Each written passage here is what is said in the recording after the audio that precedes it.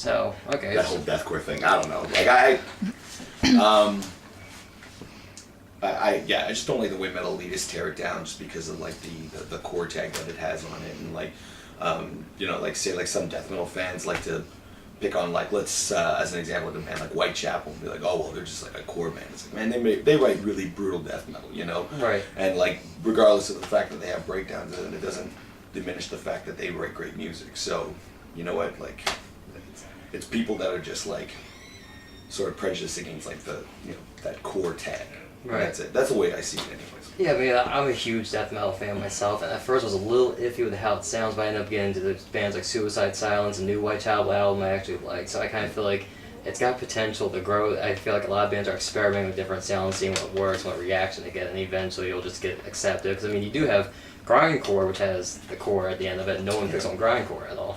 Yeah, that's true. And that, you know, and like how much like real hardcore influence is on that. But then again, like, you know what, like, this is one of those things that it's an endless discussion, because then you could have a 3-hour discussion on like what are the defining characteristics of hardcore, you know? Exactly. Is it, you know, and because people call Converge hardcore and people and Madball's hardcore, but those two bands sound nothing alike. So where does the genre meet in the middle, you know? Exactly. So I mean, and that's a discussion for another time.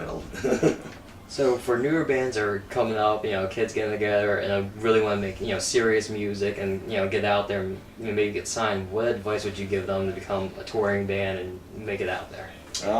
I mean, to try to perfect their craft as much as they can. Like, I mean, if you're a guitar player, try to be the best guitar player you can be. If you're a singer, best singer, you know, so on and so forth. You know, try to network as much as you can with, you know, other people that are in the industry. I mean, that's pretty much how I got our band signed originally, was because, well, I mean, we were supporting bands like in Montreal, like we were like the local support for big tours, so like we got some attention through that, and I also started working for my college radio station as our hard rock director, so I wound up having contacts at a lot of metal record labels through their radio people. So then after, you know, meeting them, I was able to sort of like pass on demos like later on, and after I'd established like a good relationship with them, and you know one thing led to another, and you know, here we are. So yeah, networking is just super important, making friends, shaking hands, and sorry, Matt, we should be like 5 minutes.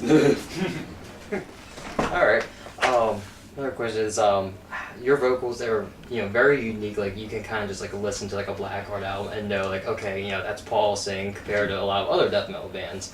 So what do you do to give yourself like that unique of a sound? I have no idea, man. It's just it's just the way this was built, you know.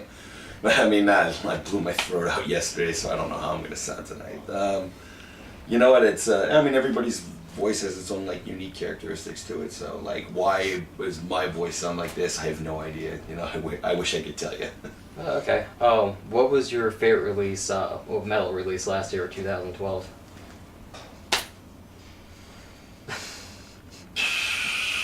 You know what? I'm gonna say the new Cryptopsy record.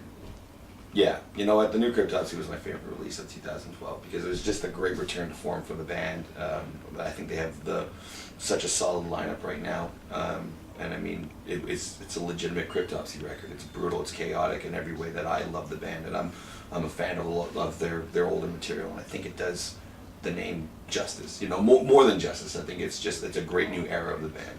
All right. What was your worst tour experience and what was your best tour experience you've ever had? Worst tour experience? Either touring with Hypocrisy or touring with Nevermore. Not necessarily because of those bands, but just because we just didn't go over really well on those tours at all. But the Nevermore tour was the best worst tour we ever did because the show sucked for us. But we had so much fun with Warbringer and Hatesphere and Nevermore that it kind of made up for it. That like, you know, everybody got along and partied like, you know, most nights, and like we were just all, it was such a bro tour that it was kind of like playing the show. Like actually playing the show was the worst part of the day. It's like, oh crap, you know, we got to go on stage, you know, and like some of the other guys were like that too from the other bands. We're like, okay, well, you know, we'll be back to party after we're done doing this crap. So.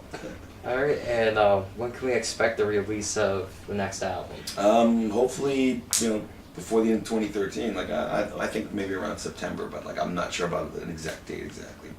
All right, well, go out there and pick up their latest album, Storm, Firefight. and it's Storm and a new record, Storm. Whenever it gets announced that it's going to be released. And pick up the Profuse More stuff. It's all solid releases. I'm sure you guys will all enjoy it. Cheers.